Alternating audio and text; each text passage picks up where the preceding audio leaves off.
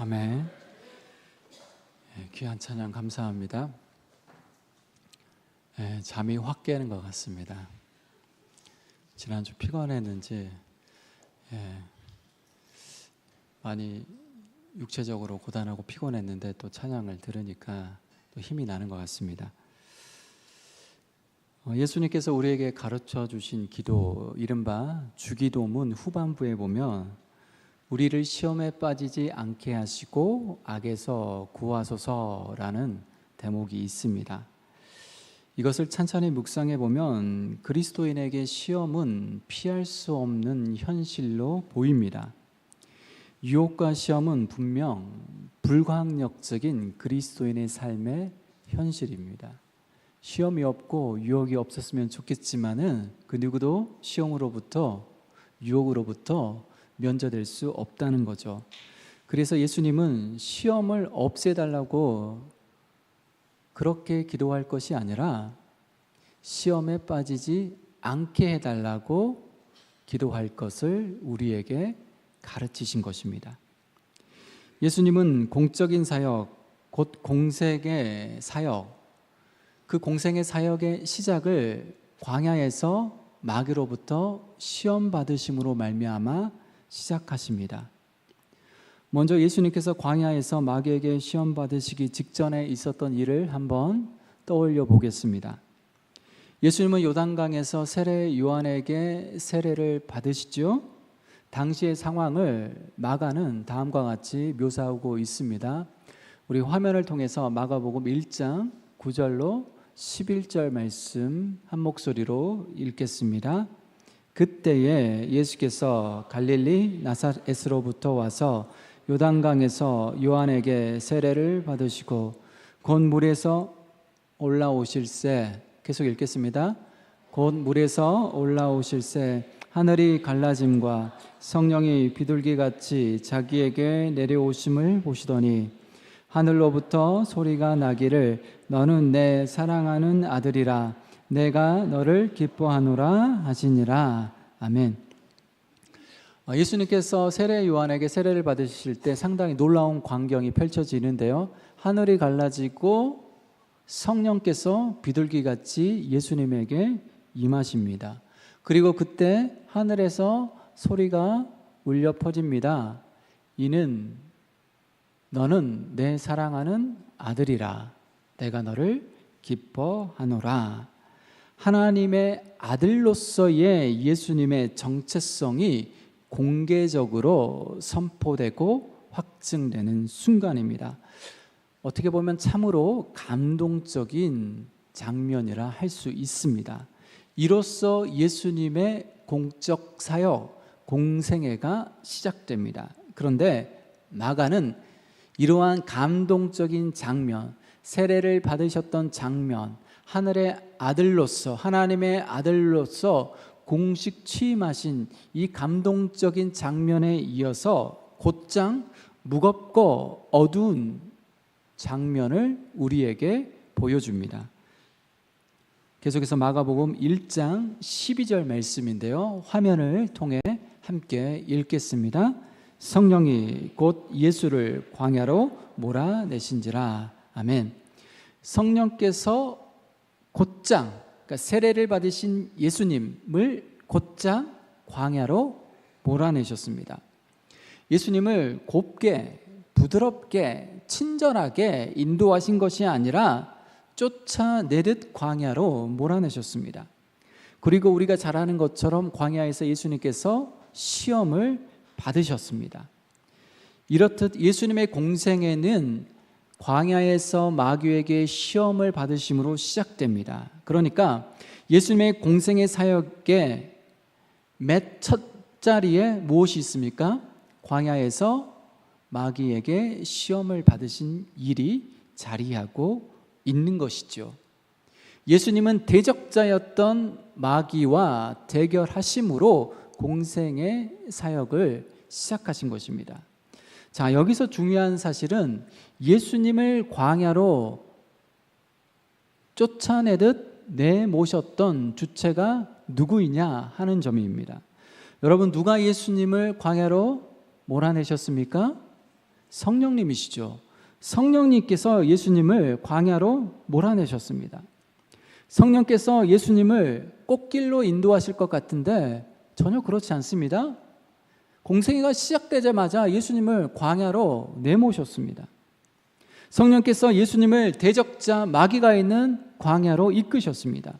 성령께서 관건적으로 예수님을 강렬한 유혹의 자리, 시험의 자리로 이끄신 것입니다. 공생의 시작과 더불어 마귀와 대결을 펼치셨던 예수님은 승리를 거머쥡니다. 예수님은 기록된 말씀을 통하여서 마귀의 유혹과 시험을 모두 물리치셨습니다. 기록되었으되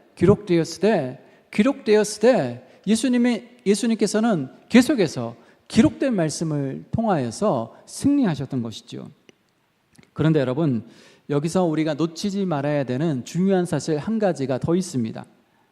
이것으로 마귀의 시험이 끝난 게 아닙니다. 예수님의 생애에 있어서, 예수님의 공생의 사역에 있어서 이 첫 자리에서 마귀와 대결함으로 마귀의 시험이 끝나면 좋겠는데 이것으로 끝나지 않습니다. 실상 예수님은 공생의 기간 내내 마귀와 대결을 펼치십니다. 예수님은 더러운 귀신들과 맞서야 했고, 유대 종교 권력자들과 맞서야 했고, 사람들의 기대와 헛된 기대와 적대감과 맞서야 했습니다. 십자가 죽음이 임박한 시점에서 예수님께서 겟세마네 동산에서 하신 말씀이 무엇이었습니까? 시험에 들지 않게 깨어 기도하라 제자들에게 말씀하셨죠. 예수님은 마지막까지 시험에 들지 않기 위해서 자기의 뜻을 부인하고 하나님의 뜻을 붙들기 위해서 하나님의 뜻에 온전히 완벽하게 100% 응답하기 위해서 깨어 기도하셔야만 했던 것이죠. 끝까지 시험으로부터 자유로울 수 없었던 것입니다. 그렇게 보면 여러분, 예수님의 생애 전체가, 예수님의 삶 전체가 광야였던 것입니다. 오늘 저와 여러분의 삶의 자리가 어디입니까? 그리스도인의 삶의 자리 역시 여러분 광야입니다. 꽃길만 걸으면 좋겠는데 우리 역시 척박하고 황량한 광야길을 걸어야 하는 거죠. 그래서 우리를 시험하고 넘어뜨리려는 대적자 마귀와의 대결도 피할 수 없습니다. 혹독한 시련도 견디어야 하고 세도하는 유혹과도 맞서야 합니다. 그래서 사도 바울은 에베소서 6장에서 그리스도인의 삶의 자리를 어떻게 설정하고 있습니까? 그리스도의 삶의 자리가 영적 전쟁터의 한복판이다, 싸움터이다 라고 그렇게 설정해 놓지 않습니까? 그렇다면 대적자들로 넘쳐나는 광야길을 무사히 통과할 수 있는 비결은 무엇일까요? 우리는 어떻게 수많은 유혹과 시험을 물리치며 그리스도인의 여정, 이 광야의 여정을 끝까지 완주할 수 있을까요? 최초의 이방인 교회였던 수리아 안디옥 교회는 성령의 지시를 따라 바나바와 사울을 이방인 선교사로 파송합니다. 안디옥 교회는 성령의 지시, 성령의 말씀, 성령의 명령에 즉각적으로 응답할 수 있었던 그야말로 성령께서 주도하시는 교회, 성령 충만한 교회였습니다. 이제 바나바와 사울은 안디옥에서 25km 떨어진 실루기아로 내려갑니다. 그리고 그곳에서 배를 타고 바나바와 사울은 구브로, 이 구브로는 여러분 바나바의 고향입니다. 그래서 첫 번째 전도 여행의 목적지가 아무래도 바나바에게 익숙했던 고향이었던 구브로, 오늘날의 키프로스 섬입니다. 구브로를 향한 전도 여행의 닻을 올리게 되죠. 이른바 1차 전도 여행이 시작된 것입니다. 사실 이는 사울의 삶을 추적해보면 참으로 역사적인 순간이 아닐 수 없습니다. 다메섹 도상에서 여러분 부활하신 예수님과의 만남 이후 그가 이방인 선교사로 파송되기까지 최소 10년 이상의 세월이 흐른 뒤 드디어 사울이 이방인 선교사로 파송된 것이죠. 그러니까 사도행전 9장에서 부활하신 예수님을 만난 사울이 아나데아를 통하여서 바로 자신의 사명이 무엇인지를 듣게 되는 거죠. 사도행전 9장 제가 읽어드리도록 하겠습니다. 이 사람은 내 이름을 이방인과 임금들과 이스라엘 자손들에게 전하기 위하여 택한 나의 그릇이다. 이 아나니아의 안수 기도를 통하여서 사울이 다시 한번 사울의 눈을 가리고 있었던 비늘이 벗겨지지 않습니까? 다시 시력이 회복되게 되는 거죠. 그때 아나니아에게 주셨던 말씀, 그는 이방인과 임금들과 이스라엘 자손들에게 전하기 위하여 택한 나의 그릇이다. 이 말씀이 오늘 본문에서 드디어 성취되는 것이죠. 그러니까 최소한 여러분 10년, 많게는 15년의 세월이 흐른 뒤였던 거죠. 그러니까 여러분, 청년 사울이 부활하신 예수님을 다메섹 도상에서 만난 이후 얼마 지나지 않아서 이방인 선교사로 하나님께서 택하신 그릇으로 사용된 것이 아니라 오랜 기간의 훈련과 연단을 통하여서 마침내 최소한 10년이라는 세월이 흐른 뒤에 드디어 이방인 선교사로 출발하게 되는 거죠. 당시의 상황을 여러분 오늘 본문 4절 5절 말씀이 이렇게 전해주고 있습니다. 성경책을 펴보십시오. 사도행전 13장 4절 5절 말씀, 역사적인 순간이죠. 같이 한번 4절 5절 말씀 읽겠습니다. 두 사람이 성령의 보내심을 받아 실루기아에 내려가 거기서 배 타고 구브로에 가서 살라미에 이르러 하나님의 말씀을 유대인의 여러 회당에서 전할세 요한을 수행원으로 두었더라. 아멘. 자, 여기서 우리가 주목해야 할 점은 바나바와 사울이 누구의 보내심을 받아 파송되었습니까? 안디옥 교회의 파송을 받아 물론 여러분 1차 전도 여행을 떠나게 되죠. 이방인 선교사로 파송되죠. 그러나 사도행전의 저자 누가는 안디옥 교회 대신 성령님께서 그들을 보내셨다라고, 성령께서 그들을 보내신 주체임을 확실하게 못 받고 있습니다. 정확하게 말하자면 성령께서 안디옥 교회를 통하여서 바나바와 사울을 이방인 선교사로 파송한 것입니다. 성령 하나님 역시 여러분 이 순간을 얼마나 고대하고 기대했겠습니까? 핍박자 사울에서 복음 전파자 바울로 바뀌고 본격적으로 예수 그리스도의 복음의 도구로 사용되었던 바로 이 시점을 기다리고 고대했겠지요. 그런데 여러분 6절에서 보여주는 장면은 상당히 분위기가 심상치가 않습니다. 6절 말씀 보십시오. 계속해서 본문 6절 말씀 같이 한번 한 목소리로 읽겠습니다. 온 섬 가운데로 지나서 바보에 이르러 바예수라 하는 유대인 거짓 선지자의 마술사를 만나니. 아멘. 여러분 이제 오늘 본문에 보면 이제 여러 가지 생소하지 않은 지명들이 나타나게 되고요. 또 이름들이 나타납니다. 그래서 상당하게 어렵게 느껴질 수 있지만은 그렇게 어렵지 않습니다, 여러분. 자, 구브로 섬으로 갔습니다. 그 섬에서 어떤 지역에 먼저 도착합니까? 살라미에 도착하게 됐고, 그리고 그 섬을 가운데로 통과하여 바보, 이 구브로 섬의 수도인 이 바보에 이르게 되고, 이 바보에서 누구를 만납니까? 바예수라는 유대인 거짓 선지자를 만나게 되는 거죠. 자, 누가는 이 바예수에 대해서 상당량의 정보를 우리에게 제공해 주고 있습니다. 자, 일단 그의 이름이 바예수인데요. 이 바예수는 아람어로 예수의 아들이란 뜻입니다. 예수는 무슨 뜻입니까? 구약 성경으로 말하자면 여호수아이지 않습니까? 구원이라는 의미를 담고 있죠. 그러니까 예수의 아들 바예수, 구원자의 아들이라는 뜻입니다. 말하자면 그는 자칭 구원자 예수였습니다. 오늘 이 시대에도 여러분 자칭 예수라고 하는, 자칭 보혜사라고 하는 바예수들이 얼마나 많이 넘쳐나고 있습니까? 우리나라에서 활동하는 자칭 예수라고 주장하는 바예수만 파악해도 여러분 50명이 넘는다고 합니다.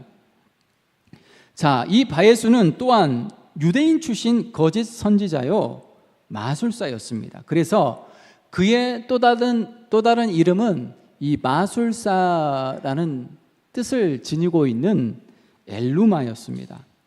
고대의 마술사는 여러분 학식이 있고 남다른 능력을 지닌 존재였습니다. 출애굽기에 보면 여러분 10개의 재앙이 펼쳐지지 않습니까? 이 모세가 10개의 기적을 행할 때 애굽의 술객들, 술사, 마술사들입니다. 애굽의 마술사들도 이 모세가 펼쳤던 이 기적을 행합니다. 물론 여러분 모든 기적을 행하진 않죠. 나일강의 물을 피로 변하게 한다든지 개구리 재앙이든지 이러한 이적들은 애굽의 마술사들도 따라합니다. 또한 본문에 등장하는 바에수 역시 구브로 총독이었던 서기오 바울하고 이름이 똑같죠? 이 서기오 바울의 자문관 역할을 담당했던 마술사였습니다. 이처럼 여러분 고대의 마술사는 상당한 영향력을 행사했던 존재였습니다. 식견이 있었고 지혜가 있었고 통찰력이 있었고 상당한 영향력을 사람들에게 미칠 수 있는 그런 존재였던 거죠. 하여 바나바와 사울이 첫 번째 목적지 구브레에서 지금 만만치 않은 상대를 마주하고 있는 것입니다. 자칭 예수 곧 마술사 엘루마가 바나바와 사울을 대적했기 때문입니다.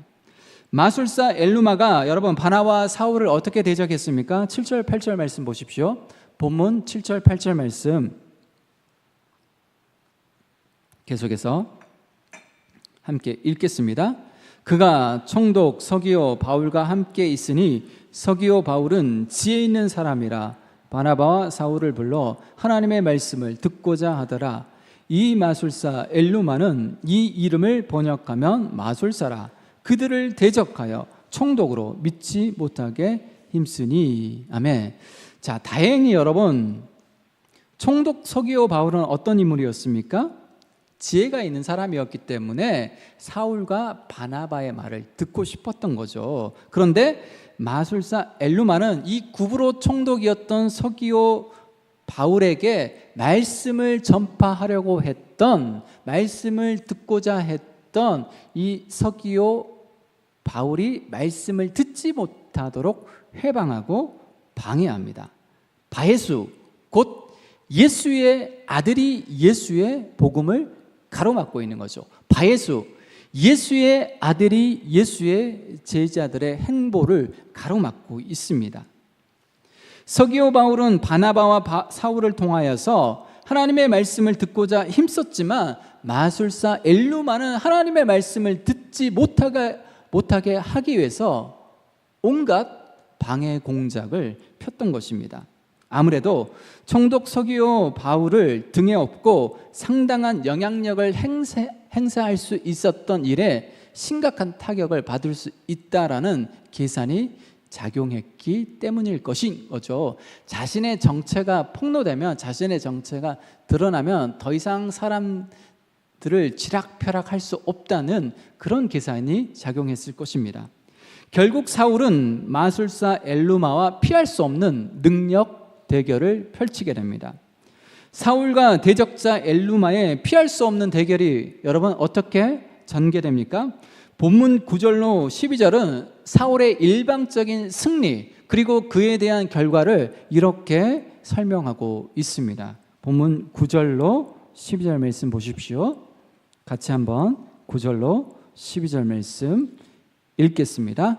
바울이라고 하는 사울이 성령이 충만하여 그를 주목하고 이르되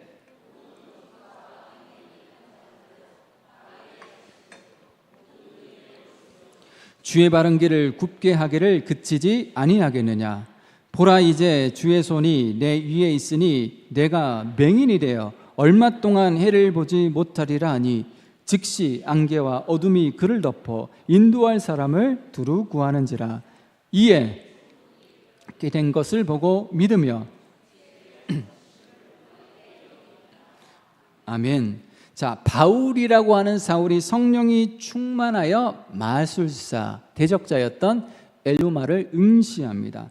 자, 바울이라는 호칭이 지금 처음으로 사용되고 있는데요. 이 바울이라는 호칭이 마술사 엘루마와의 대결에서 사용되고 있습니다.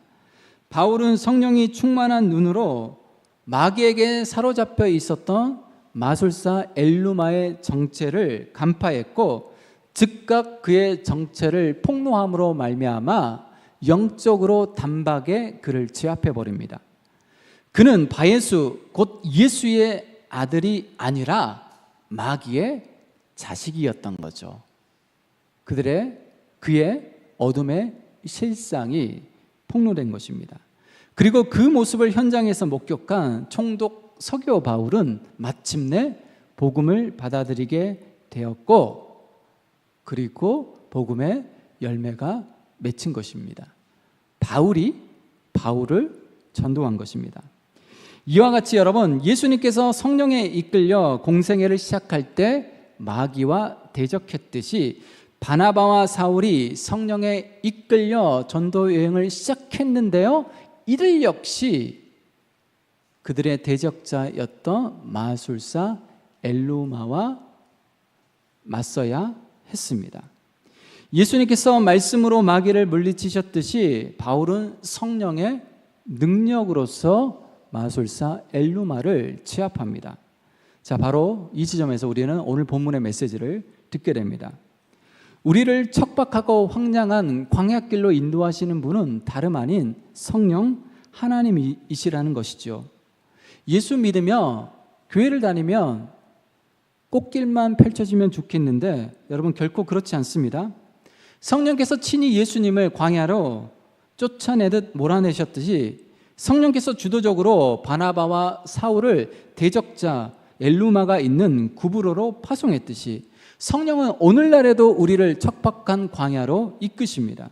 그래서 우리는 결코 피할 수 없는 어둠, 결코 피할 수 없는 시험과 유혹을 직면할 수밖에 없습니다.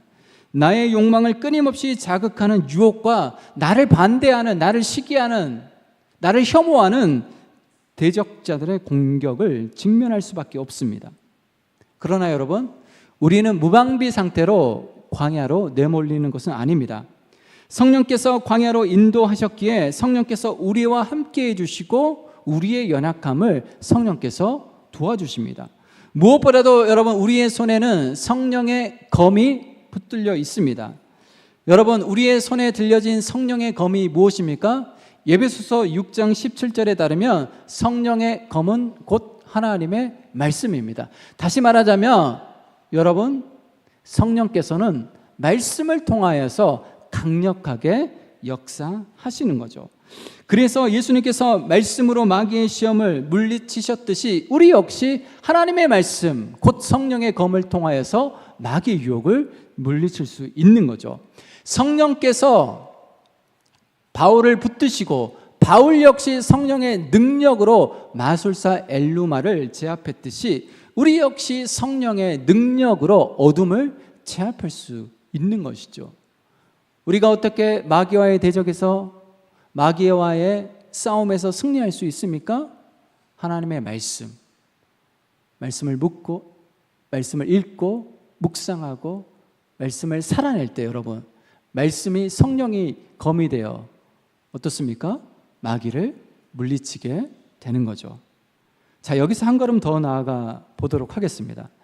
우리를 광야로 이끄시는 분이 성령님이라는 사실을 다시 한번 되짚어 보도록 하겠습니다. 오늘 우리의 삶의 자리가 광야라고 느껴진다면, 오늘 우리의 삶의 자리에서 마귀의 시험과 유혹을 마주하고 있다라면 여러분, 이것이 우리에게 무엇을 말해줍니까? 마귀는 여러분, 자기 편은 건들지 않습니다. 당연한 말이지만 자기 편이라고 생각하고 자기 자식이라고 생각하는 일을 마귀가 굳이 공격할 필요가 없지 않겠습니까? 따라서 지금 내 삶의 자리가 광야라면, 그리고 마귀의 시험을 마주하고 있다라면 이것이야말로 우리가 성령의 인도하심을 받고 있다는 것을 반증해 주고 있지 않겠습니까? 그렇게 보면 여러분, 우리는 마귀의 시험을 두려워해야 되는 것이 아니라 마귀의 시험이 없는 것을 두려워해야 되는 거죠. 마귀의 시험이 없다, 마귀의 유혹이 없다, 이건 무엇을 뜻하겠습니까? 우리가 지금 마귀의 편에 서 있다라는 거죠. 우리가 마귀의 자식이라는 거죠. 마귀의 편에 서 있으면 마귀가 건들지 않습니다. 내 편인데 굳이 건들 필요가 있겠습니까? 그래서 우리는 시험이 없는 것을, 척박한 광야에서 시련이 없는 것을 사실은 더 두려워해야 되고 더 긴장해야 되는 거죠. 그래서 야고보는 우리에게 다음과 같이 권면하고 있습니다. 야고보서 1장 2절, 3절, 4절 화면을 통해서 우리 같이 한번 읽어보도록 하겠습니다.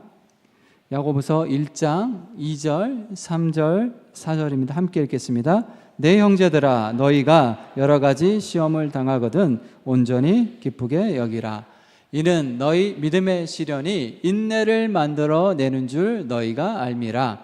인내를 온전히 이루라. 이는 너희로 온전하고 구비하여 조금도 부족함이 없게 하려 함이라. 아멘. 야고보는 우리에게 시험을 만나거든 오히려 기뻐하라 라고 주문하고 있습니다. 그냥 기뻐하라는 것이 아니라 내 형제들아 너희가 여러 가지 시험을 당하거든 온전히 기쁘게 여기라. 온전히 기뻐하라는 거죠. 더할 나위 없는 기쁨으로 생각하라는 것입니다. 왜 그렇습니까? 이는 내 욕망이 아니라 성령께서 나를 이끄시고 있다는 결정적인 증거이기 때문이죠. 내 삶의 자리가 척박한 광야, 그리고 그 광야에서 내가 유혹과 시련을 직면하고 있다라면 성령께서 나를 이곳으로 이끄셨구나. 내가 지금 성령의 인도하심을 받고 있구나라는 결정적인 증거가 되기 때문이죠. 무엇보다도 여러분, 성령의 이끄심은 분명한 뜻과 목적이 있는 거죠. 성령께서 아무 생각 없이 뜻과 목적 없이 우리를 광야로 이끄시는 게 아니죠. 심심해서 우리를 광야로 이끄시는 게 아닙니다. 우리를 괴롭히기 위해서 광야로 이끄시는 게 아니죠. 우리가 겪는 시험과 시련의 의미를 우리가 지금은 당장 이해할 수 없지만 한 가지 분명한 사실은 여러분, 성령 하나님께서는 그 과정을 통하여서 하고 싶은 일이 있다라는 거죠. 우리를 통해서 하고 싶은 일이 있다라는 거죠. 우리의 삶 가운데, 우리의 인생 가운데 하고 싶은 일이 있다는 것입니다. 야고보의 권면의 내용을 빌려 표현해 보자면 그것은 우리를 온전한 사람, 부족함이 없는 사람이 되게 하는 것입니다. 인내의 사람이 되게 하는 것이죠. 바로 이 일을 위해서 성령 하나님께서는 우리를 척박한 광야로 이끄시는 거죠. 바로 그곳에서 인내를 배우게 되는 거고, 온전한 사람, 부족함이 없는 사람, 하나님께서 쓰시기에 합당한 사람, 그 사람으로 우리를 빚어가시는 거죠. 그러니 그저 기뻐할 것이 아니라, 시련을 만나거든 그저 기뻐하는 게 아니라 더할 나위 없는 기쁨으로 여기고 생각하라는 것입니다. 사랑하는 성도 여러분, 우리의 삶의 자리가 광야라는 사실을 잊지 마시길 바랍니다. 그러나 성령께서 우리를 광야로 이끄신 이유는 우리를 쓰러뜨리기 위함이 아닙니다. 우리를 망하게 하기 위함이 아닙니다. 오히려 우리를 단련시키시고 온전하기 위해서 우리를 광야로 이끄신다라는 거죠. 물론 우리는 광야를 지나면서 실패하기도 하고 마귀의 유혹에 걸려 넘어지기도 합니다. 그러나 여러분, 이것이 끝이 아니죠. 실패와 넘어짐, 이게 끝이 아니죠. 이게 끝이라면 이보다 더 여러분 더 절망적인 상황이 어디 있겠습니까? 그러나 이게 끝이 아니죠.